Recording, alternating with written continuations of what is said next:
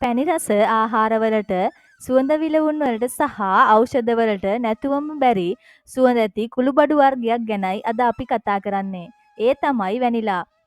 Vanilla කියන්නේ ඕකිඩ් පවුලට අයත් වැල් ආකාරයට වැඩෙන ශාකයක්. ශ්‍රී ලංකාවේ තෙත් කලාපයේ ගොවීන් අතින් අද එය අපනයන ආර්ථිකයට වටිනාකමක් එකතු කරන වගාවක් බවට පත්වෙලා. මේ වටිනා වගාව සාර්ථකව කරගෙන යන්නේ කොහොමද කියලා අපි අද සොයා බලමු. වැනිලා වගාවේ සාර්ථකත්වය තීරණය කරන ප්‍රධානම සාධකය තමයි දේශගුණය සහ පස. ශ්‍රී ලංකාවේ මහනුවර, මාතලේ, නුවරඑළිය, කෑගල්ල, රත්නපුර, බදුල්ල සහ ගාල්ල වැනි මැද සහ පහත රට තෙත් කලාපවල වැනිලා හොඳින් වැවේ.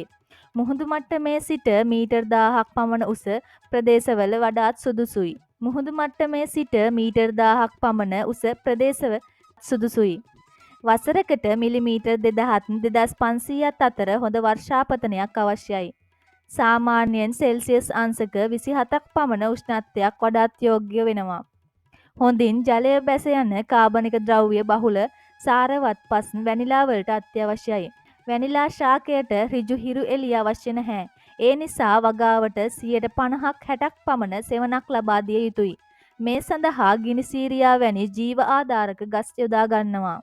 වැනිලා වගාව සඳහා යොදාගන්නේ දඬු කැබලි. සාමාන්‍යයෙන් මීටර් 1 සිට 1.5 දක්වා දිග කැබලි මව් වලින් ලබා ගන්නවා. වැනිලා වැල් යනු තනිව සිටගෙන සිටිය නොහැකි වැල් බැවින් පැළ සිටුවීමට අවම වශයෙන් මාස 6කට පෙර ආධාරක ගස් සිටුවා ඒවා හොඳින් වැඩෙන්නට ඉඩ දිය යුතුයි. පැළ සිටුවීමේදී ආධාරක ගස මුලින් අඩි 2ක් පමණ විශ්කම්භයක් ඇති ප්‍රදේශ ලිහිල් කර හොඳින් කාබනික පොහොර එකතු කළ යුතුයි. වර්ෂාව ආරම්භයේදී පැළ සිටුවීම සුදුසුයි. වැලේ පහළ කෙළවරේ පොළවේ සිට සෙන්ටිමීටර් 3ක් පමණ ඉහළට සිටිනසේ දඬු කැබැල්ලක් තිරස්ව වලක් තුල තබා පසෙන් වසා ඉහළ කෙළවර ආධාරක ගසට ගැට ගසා පොළව වසුන් කළ යුතුයි. වැල ආධාරක ගස දිගේ ඉහළට වර්ධනය වීමට ඉඩ හැර ගස මුදුනට පැමිණි පසු එය පහළට එල්ලෙන්නට හැරිය යුතුයි.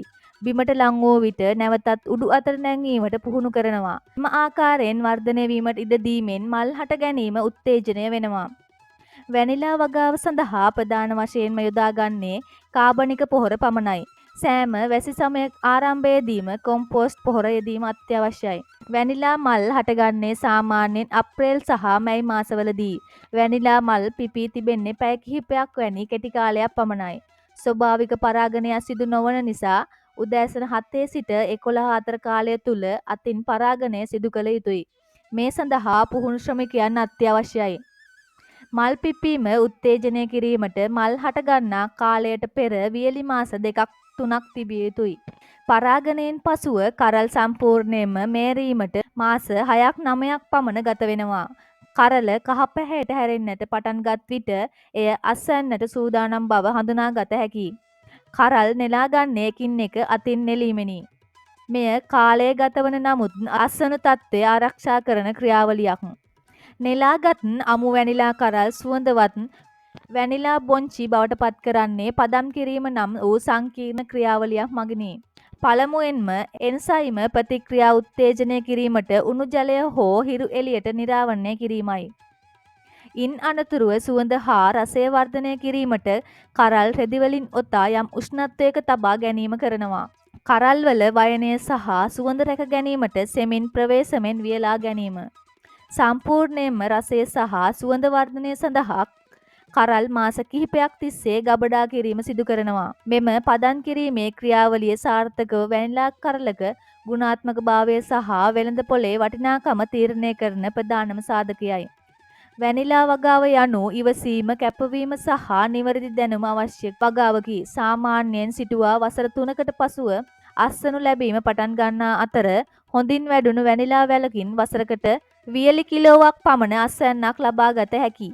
ලෝකයේ ස්වභාවික වැනිලා සඳහා ඇති ඉල්ලුම ඉතා ඉහළ අතර ශ්‍රී ලංකාවේ වැනිලා කරල් වලටම ආවේනික සැර අඩු සුවිශේෂී සුවඳක් තිබෙනවා. වැනිලා අපනයනයේදී ශ්‍රී ලංකාවට විදේශ විනිමය උපයා ගත හැකියි. යම් හිමියන්ට පවා අතුරු භෝගයක් ලෙස වගා කිරීමෙන් අමතර ආදායමක් උපයා ගැනීමට වැනිලා කදිම අවස්ථාවක්. වැනිලා වගාව පිළිබඳ වැඩිදුර දැනුමක් ලබා ගැනීමට හෝ පුහුණුවක් ලබා ගැනීමට අපනයන කෘෂිකර්ම දෙපාර්තමේන්තුව වැනි ආයතන සමග සම්බන්ධ විය හැකියි. අපනයන කෘෂිකර්ම දෙපාර්තමේන්තුවේ මෙම දුරකථන අංකයට කතා කිරීමෙන් වැඩිදුර විස්තර දැනගත හැකියි. 081 23 88 651. තවත් මෙවැනි වැදගත් තොරතුරු රැසක් සමගින් නැවත හමුවෙමු. ඔබට සුබ දවසක්.